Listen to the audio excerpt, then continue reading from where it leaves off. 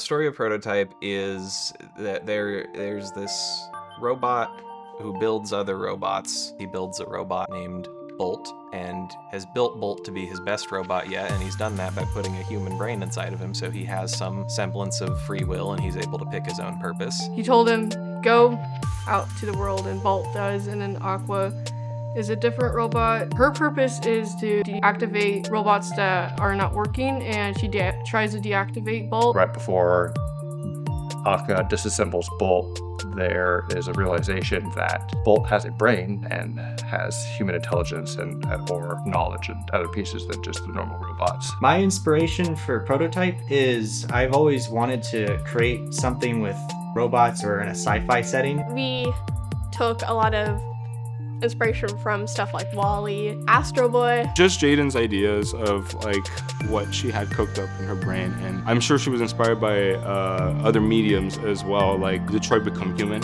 It's a heavily Android-based story. In our meetings, there's usually a lot of talking about, who's doing what role, when people are available for another meeting. Usually involves Violet at the head of the table, the one at the whiteboard doing all the drawings and diagrams and everything. We basically discuss the storyboard, how we're going to storyboard it, who does what shot, splitting up the shots of the storyboard, and then assigning certain shots to the animators. To animate or work, I use the 2D portion of Blender. I like how each line is basically its own object, so I can sculpt it or extend it, and it makes it really useful so I don't have to draw every frame. I used my drawing tablet. It's my own Wacom Mobile Studio Pro, and I'm just drawing it, and I can send files without a computer, so I can bring it here or anywhere. Basically like an iPad, but really more expensive and less durable.